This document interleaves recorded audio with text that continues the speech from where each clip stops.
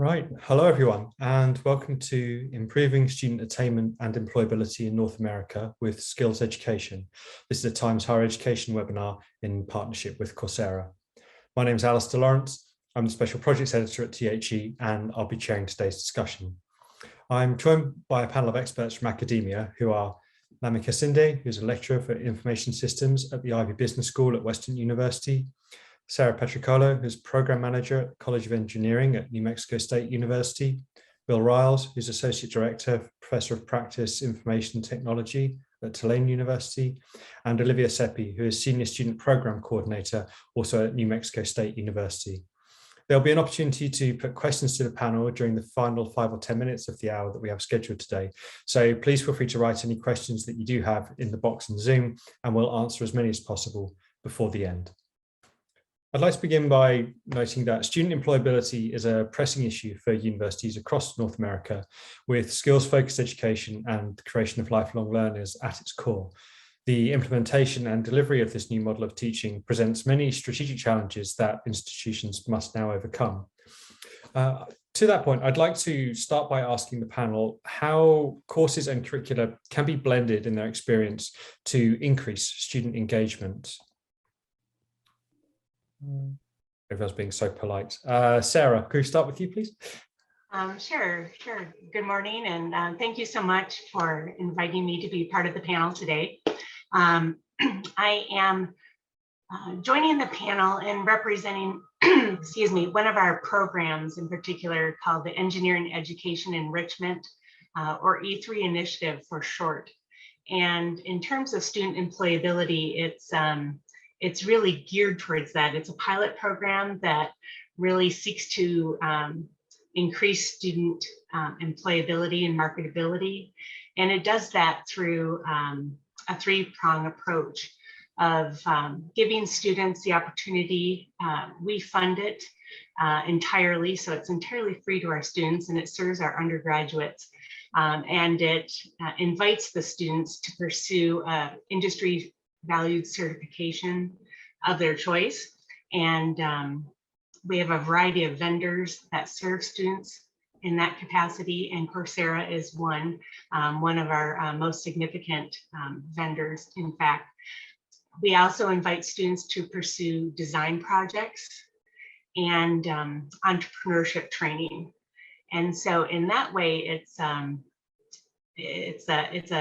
a program that provides students opportunity.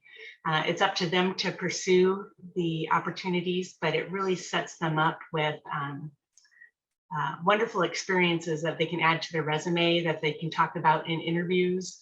And then it also involves our industry partners. So it's really a partnership between academia, students, and industry. Our industry partners, they serve as mentors to students, and they talk a lot about career readiness, setting goals, and things like that. But just in short, and I don't want to go on too long, but in short, what it does is open up opportunities so that any student in our undergraduate group of students can better themselves and make themselves more career ready. We listen to our industry partners. Our industry partners say, hey, we'd like to see more of this and that. And so it's really an answer to that. Okay, great. Thank you very much, Sarah. That point about industry partners as mentors, how is that changing the traditional role of the lecturer, do you find? And is it something that's been an easy transition for you to make? Well, it's a co-curricular learning opportunity. So it's a complement to our classroom lectures and our labs, of course. And of course, we want our students to take most seriously their academic pursuits and do well in their classes. So this is something in addition to that, that if they feel that they have time, and what it does is it's wonderful because it's so flexible. There's some courses, for example, that students might engage in that are 5 months long. We have students engaging in Harvard leadership courses with the Harvard Business School. We have students pursuing a Six Sigma certification through the American Society for Quality. We have students taking courses in business writing or business communication. and those might be really short courses. So there's so much flexibility that it doesn't really interfere with the traditional lecture lab model. Only complements it. Okay, great. Thank you very much. Sorry, Olivia, go ahead, please. Yeah, I just wanted to quickly piggyback off of what Sarah said. Obviously, we're both with NMSU's College of Education, but I'd like to give kudos when kudos is due, and I really have to compliment students because a lot of them are in school to become engineers. They already have their set curriculum, their set courses within the university, but then when they want to explore other opportunities with Coursera, and they're dedicating that time and energy, they carry it back into the classroom, they share it with their peers, they're actually helping to recruit other students that might want more, that want more engagement, that want to do more by the time they graduate. And so it's really nice that students have had such a great experience with the vendors like Coursera, that they're not just doing well as engineering students, but they're preparing themselves, when they're out in the field, when they're out in their careers already as young adults,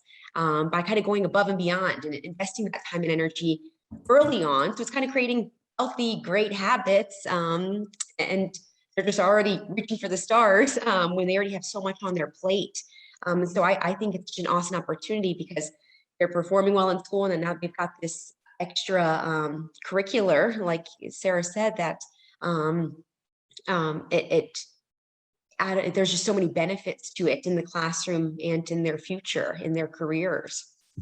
Okay, thank you very much. To that point, Bill, I saw you nodding in agreement to a couple of those points. How have you seen student behaviours changing when they have the opportunity to undertake blended learning?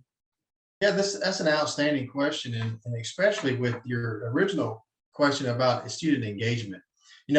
Any institution of higher learning is concerned about student retention and how do you retain students by getting them engaged, keeping them engaged in the classroom. And with our university and my program, is information technology and cybersecurity, and that field's always changing. And our students want employable skills, real world skills that are always changing. They can go into an interview and be compatible with the organization that they're going to try to serve.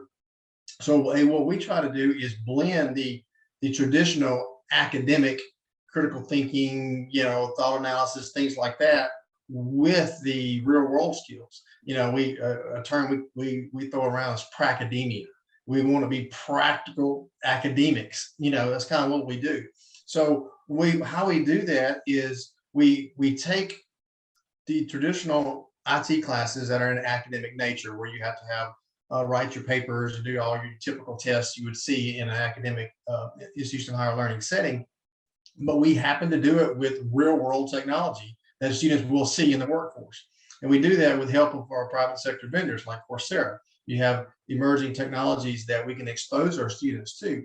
So we talked to our industry partners. I think Sarah brought up that relationship with industry experts out there. We talked to our industry partners years ago, and then we say, what can we do to make our students better? And we talk to our students, what can we do to get you more engaged? And the answers are resounding on both ends. Real world skills, things. A lot of our students can write a paper, write a thesis, write a whole research paper on certain technologies, but you put them in front of a server or a router, they couldn't even pick it out of the room because they never actually done anything for real. So, the approach we've taken is try to combine the academic skill set with the practical skill set, and we use Coursera to help us out with some special topics classes, some classes that we would never create a whole course around because it's not something like ransomware or blockchain or something like that we inject that into our typical curriculum.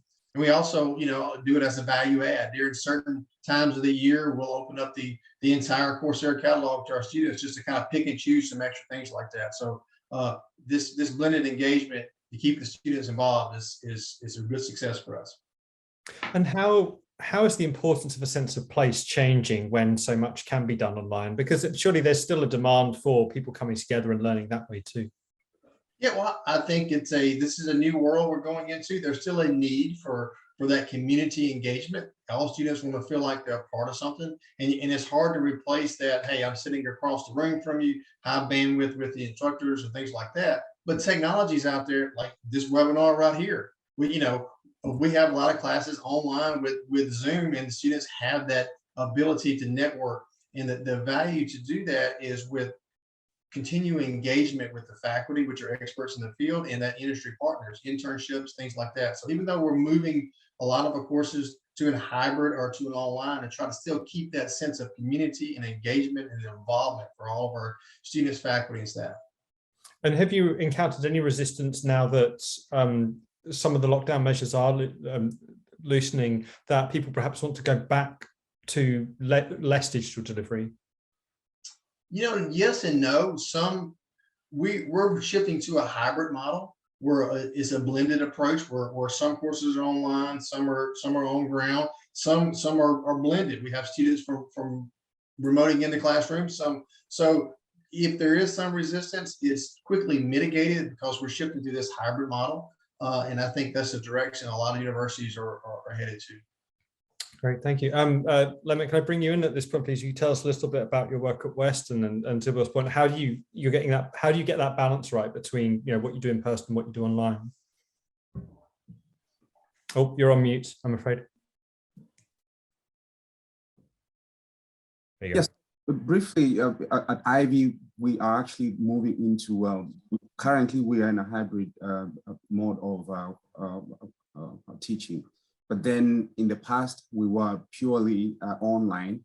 And so what we did in our case was we realized that there was a gap between what the industry demands out there, and there was a business skills gap that demanded that the firms and entrepreneurs require students with the hands-on, and driven hands-on experience before they can get into the job market.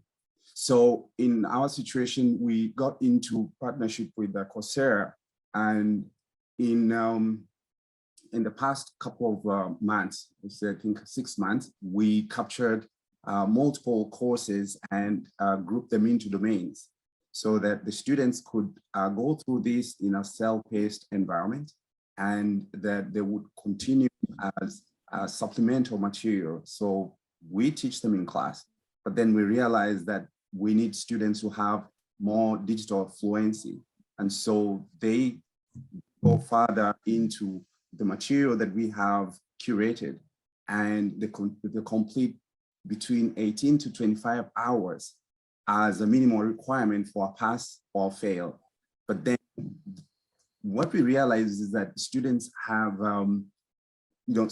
different interests as far as their learning is concerned. So the fact that Coursera provides an additional array of courses for students to study at their own pace, get the digital badges, has proven to enhance a lot of engagement from our students.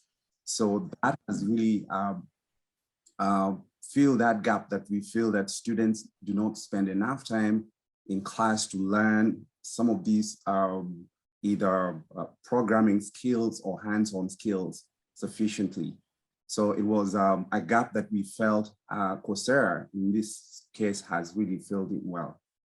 Okay, thank you very much. And from the data that you're gathering around how students learn online, have you started to revise things like teaching and assessment based on the most popular ways that students are choosing to learn? To a large extent, we have been very responsive to the way students interact, because at the back end, we are able to see the level of engagement. And so given that situation, we've been able to adjust by allowing students a lot more time to carry on the studies on their own at a self-paced, at their own self-paced. Okay, thank you very much. Olivia, I wonder if I could ask you to Lemek's point about how self-paced study is changing, and it has potentially very broad-reaching ramifications for things like access and of retaining students as well, which is something that Bill touched on earlier. I mean, how do you think personalized student pathways can help maximize attainment going forward? So I know we kind of touched on variety of the course catalog, right? We're not telling students, hey, you have to go this route or you have to pursue this certification or pursue this class.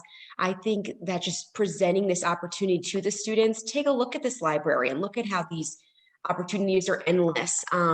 And when students have that choice to say, I want to focus on, and like Sarah brought up Six Sigma, or like a leadership course, I think when you give students that flexibility to choose something that they're interested in, they're passionate in, they're more likely to be successful. And I try to reframe, and even though COVID has wreaked havoc over the last year and a half, it's taught our students certain resiliency skills, right? To still like make education a priority. And even if they're virtual, they have this flexibility to go in when they want and get it done. And I think that it takes a certain type of student, a certain type of learner to do it virtually and to do it well.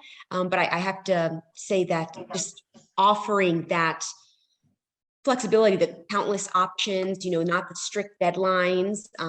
If there are set dates for certain courses, that there's different months that it's available. I just like that it's so well-rounded and there's not a ton of restrictions, that students can be successful instead of making it like stressful, must do by this date type of thing.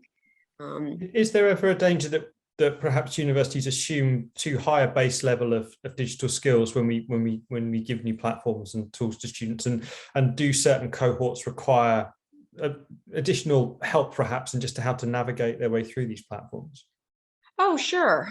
So like with our College of Engineering, I'm trying to think, Sarah, is it called the learning communities? Is that right on campus, the learning communities? And so with our students, they have an opportunity to ask for help, whether it's from faculty, staff, our ambassadors, our engineering ambassadors. So maybe, if they're a little lost, confused, need some extra support, some guidance, that opportunity is there. Yeah. Okay, great. I mean, I wanted to also ask the panel about interdisciplinary learning, because there's been some quite interesting examples of people have given in the past of when you allow students a completely open field to follow their interests, you get things like English literature students starting to learn Python, or a programming major who wants to learn about business and leadership, because, students are anticipating in some cases that they are going to need skills that lie outside the core specialties of what they're studying. Has anyone felt the need to sort of respond to that, or are you still in the process of kind of watching student behaviors and seeing where it leads? Well, I would say that that's an excellent question. And when we talk to our young engineers, we really stress the concept of becoming a lifelong learner. So when you graduate with your mechanical engineering degree, that's not going to be it for you. Engineers are always filling knowledge gaps. And so students should learn that habit now. And that's what they're doing. Students who feel a little bit, maybe they're missing strong communication skills, or they don't feel comfortable giving a presentation. So we're encouraging them to seek out some additional training through Coursera, through the different programs that we offer through our initiative, to fill some of those gaps. And of course, it's a way to gain more confidence. So I think it really does serve a purpose to build some of those life skills. They might feel real comfortable in their math and their engineering areas, but too, maybe they want to gain a certification in a modeling software or something like that, because they see the internship that they're pursuing, or the job that they're pursuing, that they think that will be of value. Okay, thank you very much. But Bill, to the point that you made earlier about the importance of teaching practical skills to students, do you almost sort of see the reverse in some cases, where perhaps you are dealing with cohorts who have their eye on a particular career, and maybe for the very skilled ones, that career path is almost as good as set once they graduate, because they have very high grades, but is there a danger in, for the most in-demand students, that you're not teaching them the other things they need, such as teamwork and critical thinking and the ability to work with people who have completely different skill sets to their own? Yeah, that's a great question. We're actually seeing that on the micro level for our undergraduate students. They want to be in technology, but even in technology, that's a very diverse field. I mean, there's different, just in our program, we got 5 different concentrations and a plethora of certificate options. And we often get with our students of, they don't know which one. So giving them exposure to the different areas, even in the micro level, just in the technology field, we created a curated set of Coursera classes that we offer to our body of students, several times a year, and allows them to get exposure to things. And oh, I really didn't know the networking was so fun and cool. So they thought they wanted to be a programmer and developer, but they really go a different direction. Onto your question of, the other skills, the teamwork and writing and things like that. We see that a lot from our graduate students, actually, because they've been in the professional field for a while. Now they want to come back and get an advanced degree, and some of these academic concepts, critical thinking and research and writing and things like that, is not there. So they're good on the technical skills, and they're increasing to get an advanced degree. So we focus a lot on the non-technical, the business skills, the communication skills needed to go with that advanced degree to let them increase their professional capacity. And do you think there's a possibility to build learning communities in a slightly different way now, where you perhaps take some of those postgraduate students or people who do have some experience of the workplace and build learning communities where they can always teach through group work to younger students about how to do certain things? And likewise, maybe there are some younger undergraduates who might have some more technical skills that you haven't picked up because they just weren't required when you left education. Yeah, that's an interesting concept. We do that sometimes with some of our classes that are technical cyber related skills. We'll pair graduate students with undergraduate students, and the grad students will be the mentors, the leaders of the group, and the undergrad students are getting those extra technical skills, because that emulates a real world teamwork environment. So I do want to circle back around real quick on all these different modalities that we have out there for classes now. Different types of engagement, self-paced, synchronous classes, asynchronous, online, fully on grant. One thing that we really made a stride to, no matter the modality, the course content is the same. The student experience is the same, and the assessment is the same, and the learning outcomes is the same. What may pivot is the modality and the medium in which that content is delivered. So we spend a lot of time on standardization, and by doing that, that student experience is the same. So you can have one student to take a section of a class and do a traditional on ground, and they'll get this certain material and assessment material and student experience, and someone else taking a completely asynchronous online class, and you know what, they're going to get the exact same material, the exact same assessment, the exact same learning experience, and they can matriculate the program together regardless of the course modality. Okay, thanks. And do you think these are all things that will help increase access over the longer term and reduce dropouts? That's the goal. That's the goal to do that, because we have to meet the students where they are. And we've got a high diversity of students from right out of high school, 18 years old, all the way up into as young as in their 70s. So everybody comes from different walks of life. We have to meet them where they are. Sometimes you have a professional working different hours and they can't attend a traditional day class, so they have to take the class a different way. So giving them the flexibility to get the learning that they need to achieve their academic and professional goals. Okay, thank you very much. Lemmick, have there been similar opportunities that you're pursuing at Western? How does the cohort influence the type of delivery that you do now? Yes, so part of what we've been doing, and this has been built gradually, was that we realized that, and this is really back to the question you asked earlier. So after our students complete our minimum requirements, for example, we are breaking for Christmas. So we allow them, we open the rest of the Coursera courses to them. And so those who have other interests can attempt to complete either the courses that they have an interest in during that time. And so we go over and above our minimum requirements for the students. And we realize that this has enhanced a lot of interaction and engagement, even when they are not within the school, curriculum period. So over and above that, we curate much more than we probably require them to attempt during the normal course of the semester.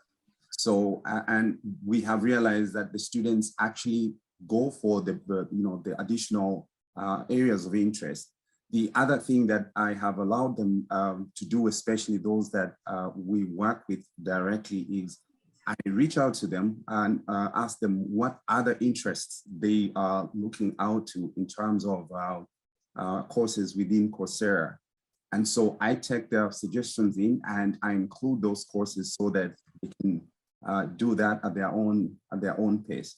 And we have seen an increment, quite a bit of attraction in that direction, where students who are digital management stream are taking courses outside of programming, humanities and so on. And do you think that will continue? Is that just does that persist in undergraduate level, or is it postgraduate level, or are you seeing it in both? This is mainly in the postgraduate level, and it's those who are actually just about to graduate into the job market.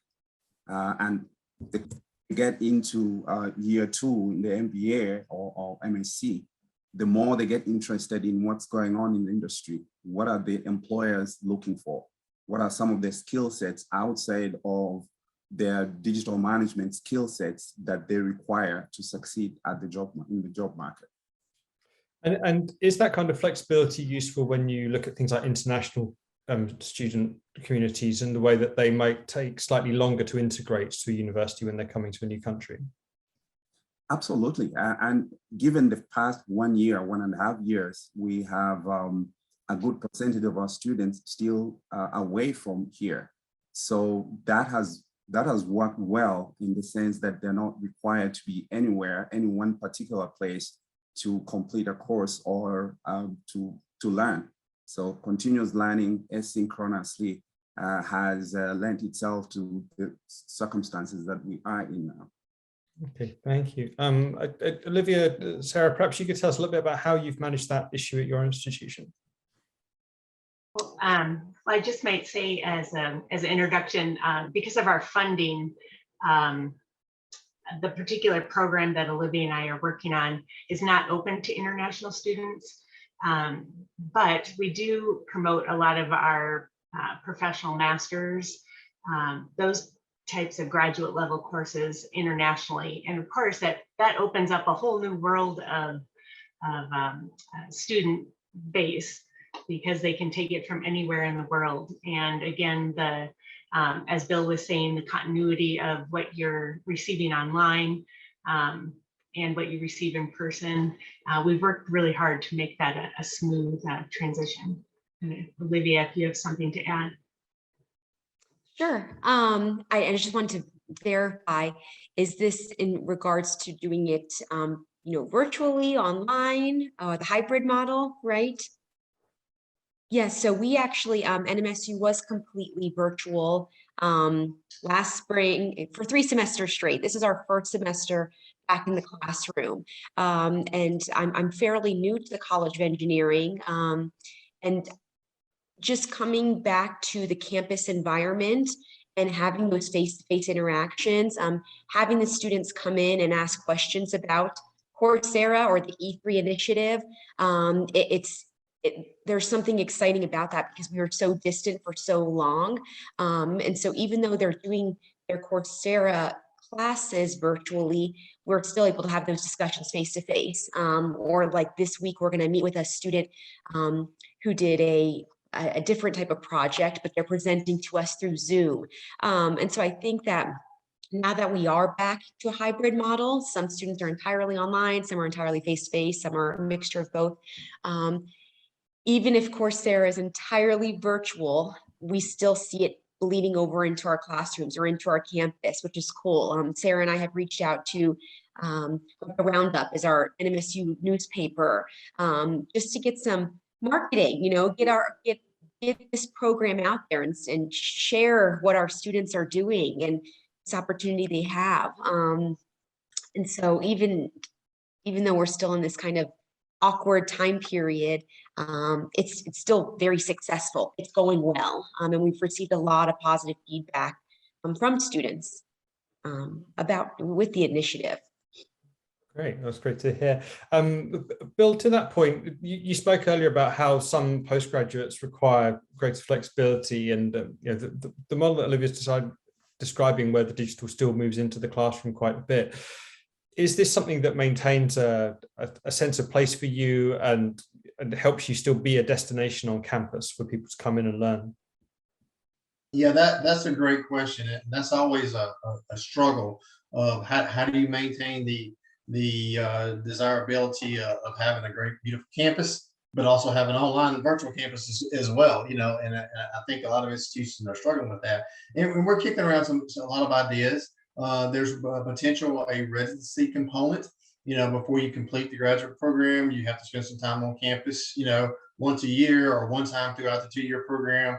There's a lot of different options. Most of our students, even though some are international or some are from states all over, all over the country, they still want to come to campus. And we have a space for them. They'll come to campus, they'll present some of their capstone projects, they'll meet with their professors individually. So that's what got us thinking, maybe we should have even though this is our online, both of our master's graduate degree programs are all 100% online. So we said, students are coming here anyway, even from across the country internationally, because they want to visit the campus and see that this is a real thing.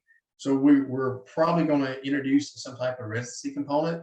Either it may be optional, maybe required. All those details are being fleshed out as we come back into the campus. But it gives that bridge between the virtual world and the on campus. It gives the students the stake into the something historical, being a part of the community. I do want to add something about the international component from students. As my colleague was talking earlier, I really have nothing else to add from that standpoint.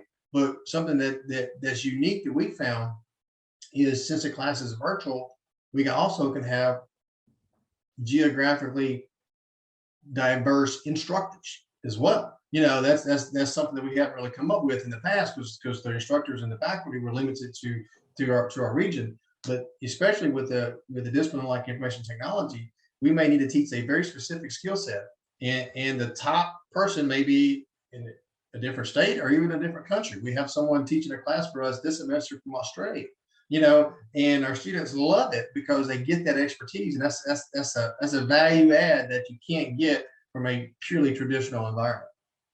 And how has your engagement with international students changed in addition to that? Has it been that there's, are they the most eager to get back on campus? Because, people don't just go to a different country to learn, they go to soak up its culture.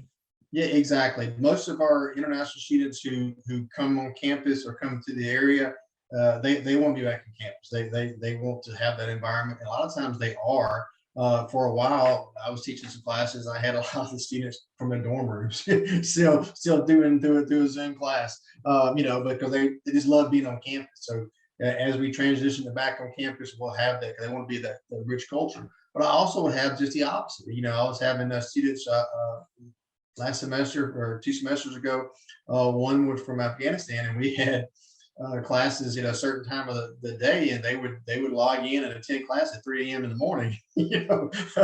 Dedication. They worked out well. But that's the opportunity there. Great. Well, yeah, I'm glad you're engaging people to that. I'm not sure I would have been as conscientious when I was at college, but anyway. To talk a little bit more about how we engage with workforces, Sarah outlined the program that they're running in New Mexico at the beginning of the hour. But is there now, as this continues and as the needs of the workforce continue to change, does more need to be done to engage with not just the big international giant employers that everybody's heard of that traditionally adopted graduates, but also different types of employers? And to Bill's point about thinking about not just the students, but also the teachers, is there a case of looking at, what can universities do to help an employer that may have a skills shortage on staff? Sure. Well, in response to the first part of the question, we have an excellent relationship with the employers that traditionally come to campus. They don't just engage our Office of Career Services broadly on campus, but they have a real connection with the college and with the faculty.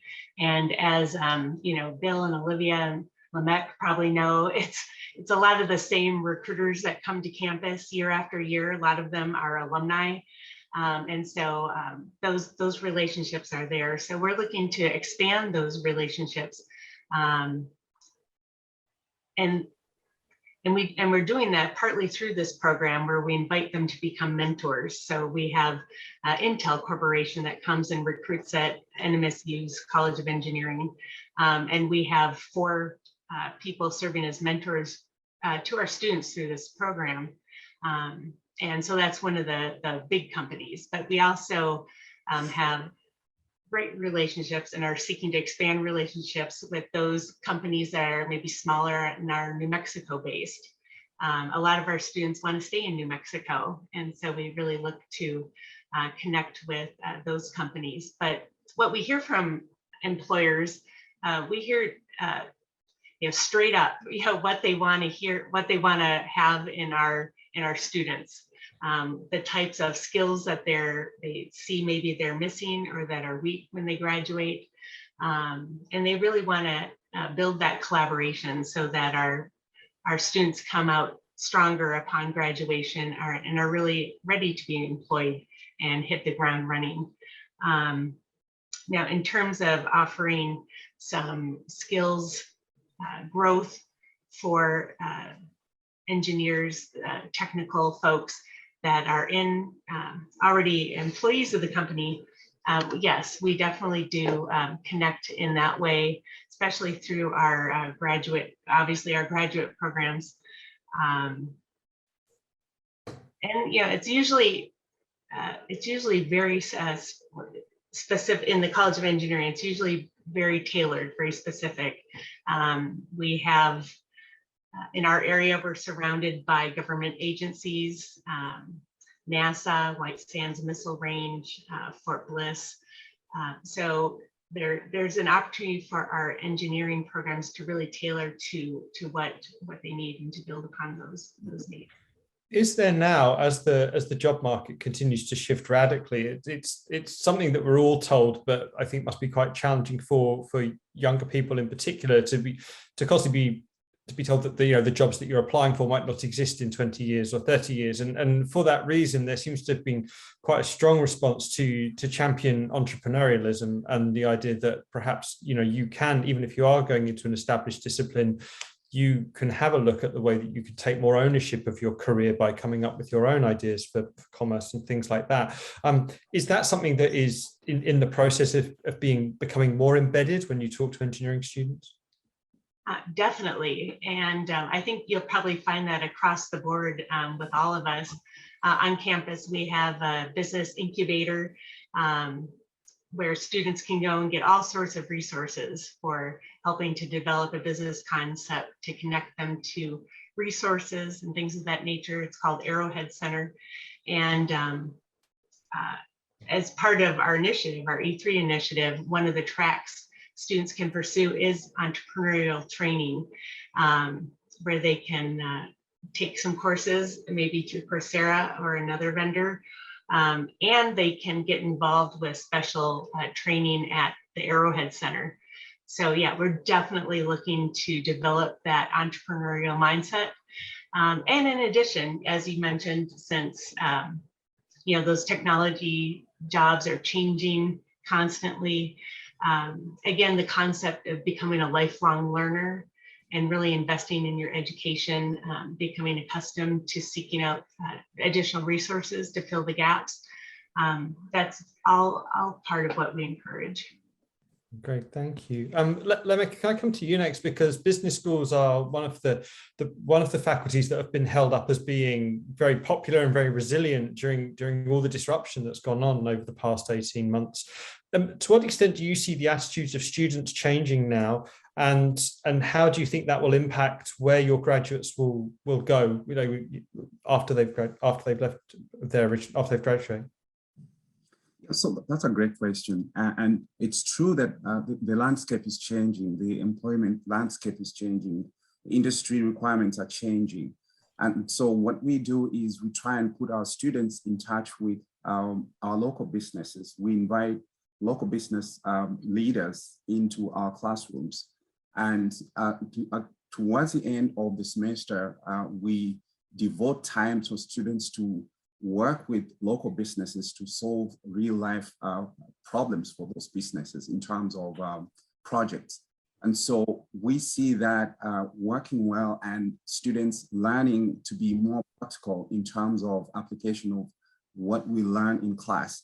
And we've had quite a number of students also go out during the long holidays, work with the local businesses and come back with new requirements that they probably go into trying to fill that gap if they realize that they need additional skill sets.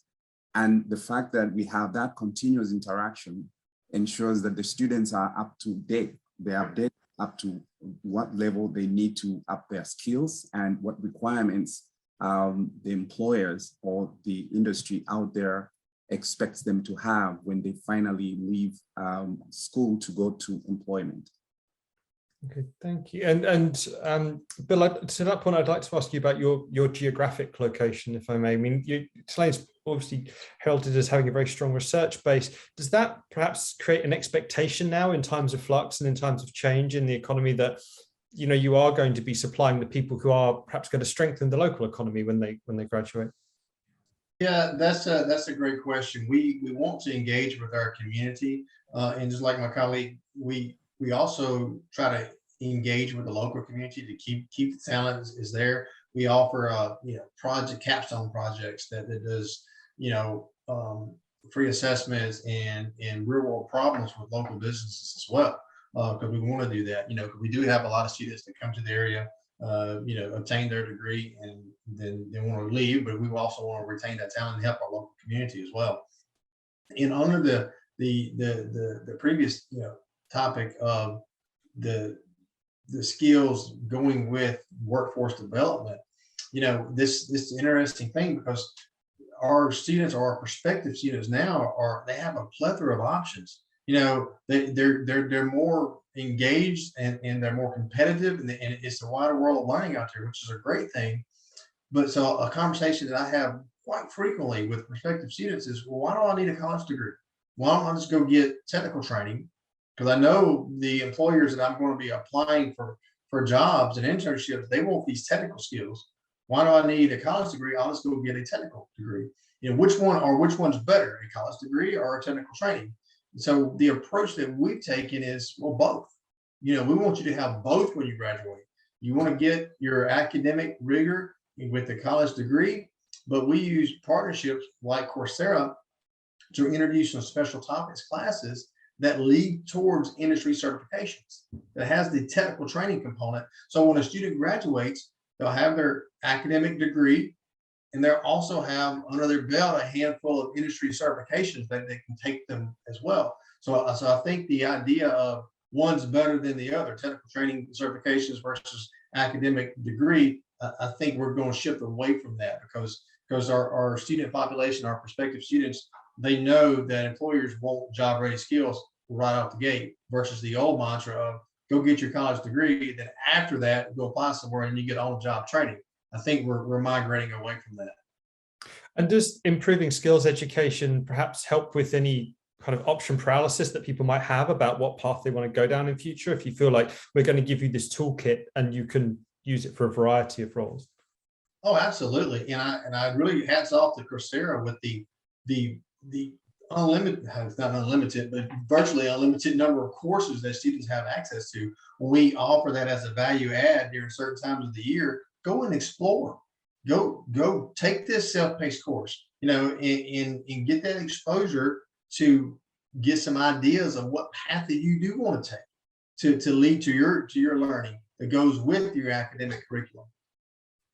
Great, thank you. As we moved on, I wanted to ask finally about just to go into a bit more detail about the upskilling and the reskilling and particularly the alumni engagement that a couple of you touched on earlier, because this is not just a one-way street anymore, is it? It's the fact that you might have gone away and been very successful in some cases, but those people will be attuned to the fact that there are things where they can go back to their alumnus and partner, and it's a good way to find talent who are young and who can help your business, but also a way to check in and make sure that you're not missing certain skills and knowledge that you need. Lemik, is this something that is changing in the world of business when you find alumni? How is their attitude changing to universities? Yeah, so that's a great question. In the case of Ivy, we rely a lot more now on our alumni. There are feelers out there. They are all over the world.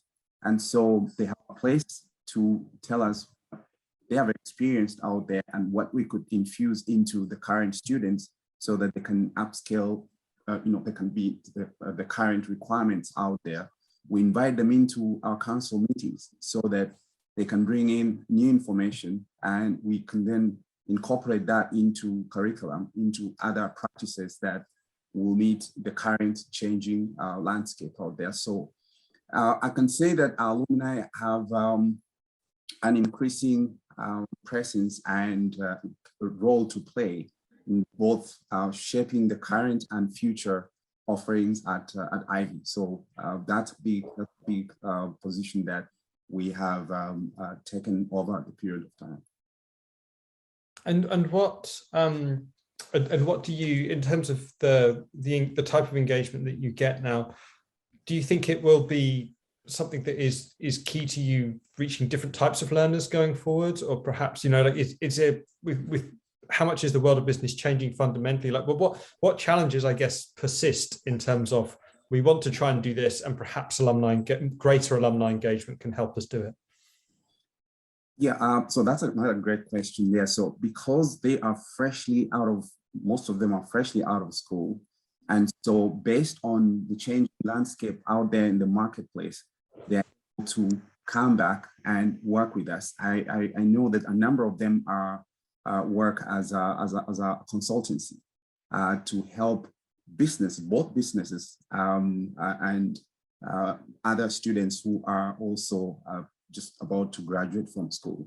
So we feel that they're our ambassadors out there, and based on what they learned and how they have managed to meet the current situational or current job requirements, they're able to come back and give us that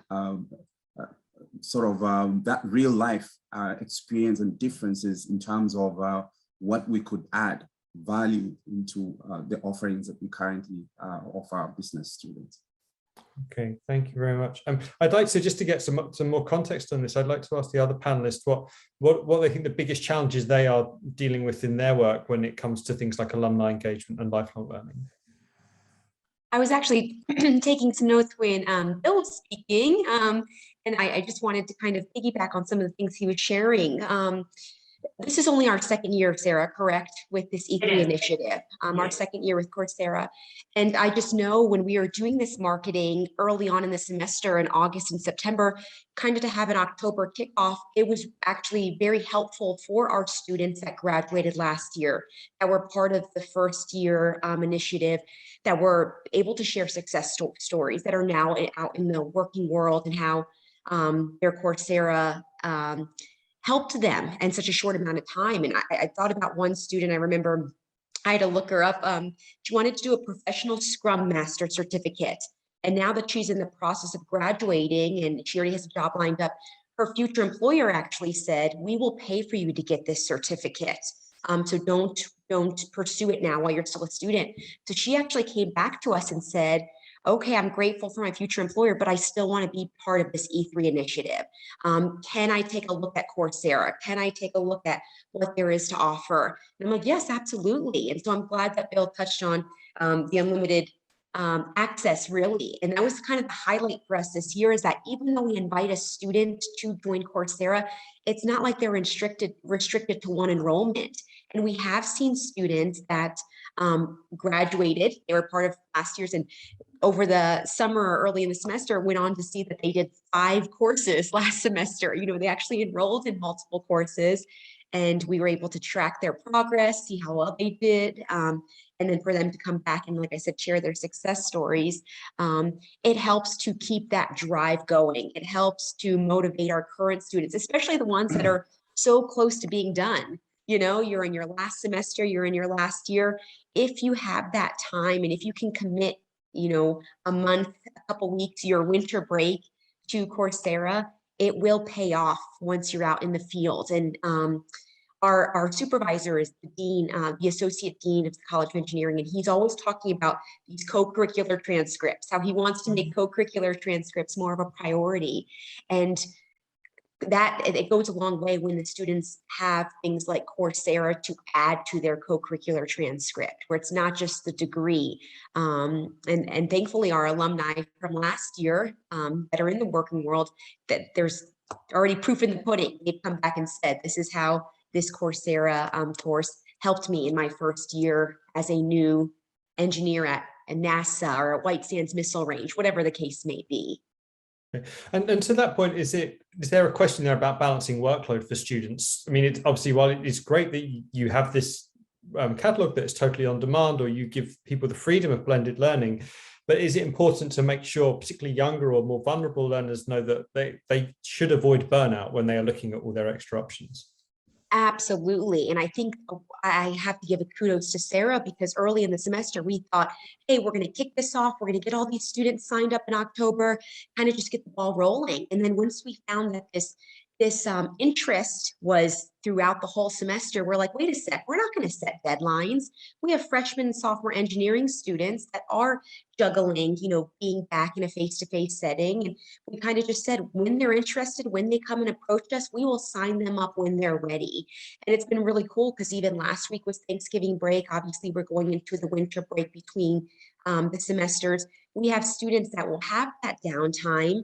And yes, they're going to go home, spend quality time with their family, but they still want to do something related to school. So that flexibility goes a long way. And again, I know we touched on engagement early on in the hour, but continuing with that marketing, those open lines of communication, building those relationships with students and letting them know this opportunity is going to be here all year. They'll come to us when they're ready, and we'll be there to support them. Great, great.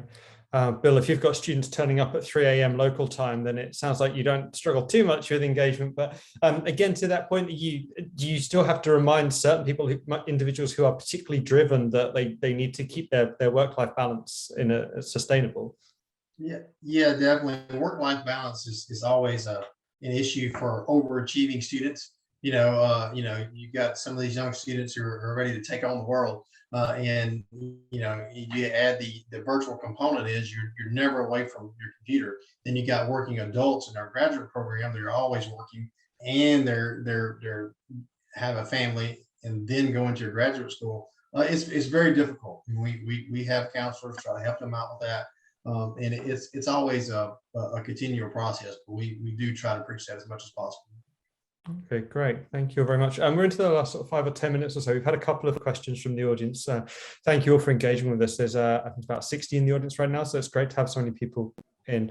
The first question was about, is the opportunity for additional learning through short courses enough of an incentive for students, or are there other incentives that you use? To Olivia's point, it seems like there is a fairly natural incentive there, but I was wondering if there are other incentives anyone puts on the short courses that they offer.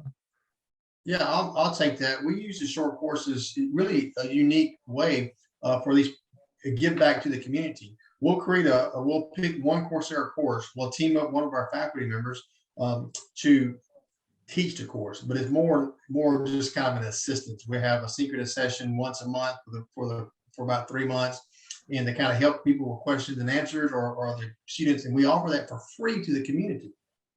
We pick that course, so it allows students or prospective students who never thought they could attain a college degree to get access to a university instructor, give access to content from Coursera, but you got someone to help guide you through that self-paced. We offer it for free to the community, and what it gives exposure to the community is, hey, I kind of like this stuff. I like this learning thing. You know what? I can become a college student and continue. So that's how it's a unique way we're using some of the Coursera content for some of these short courses.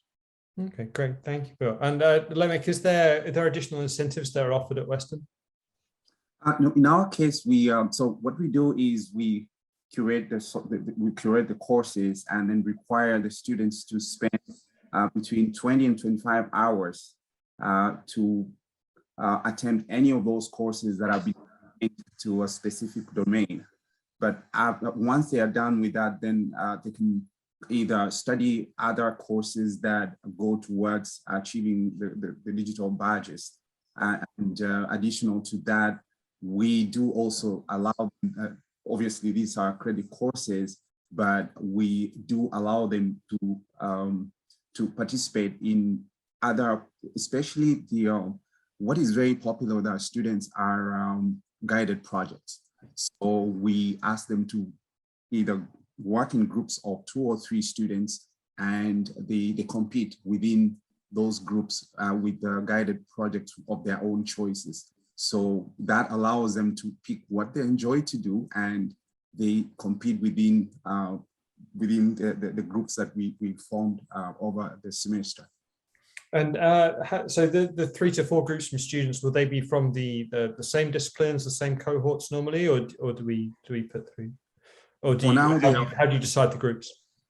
For now, we randomly pick, but within the same discipline, within the same cohorts.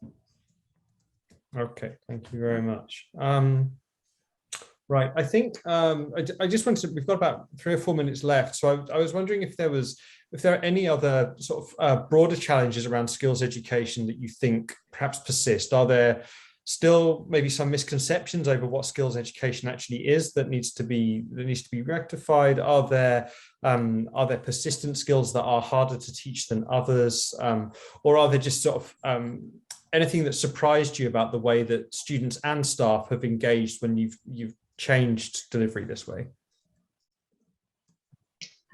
Well, we do have, as part of our program, we do have the students and the mentors. They engage on a project management platform. So in terms of different ways to bring them together and to work the engagement, they have a virtual environment, basically, something that the engineering students might experience in the real world, and where they're managing client communications and things like that. And so through EduSourced, that's one additional component to our program. And I think that that helps us out quite a bit to see where the students are in terms of their progress. Students can gauge their project health, how they're advancing, whether they can flag themselves and ask for resources if they need those.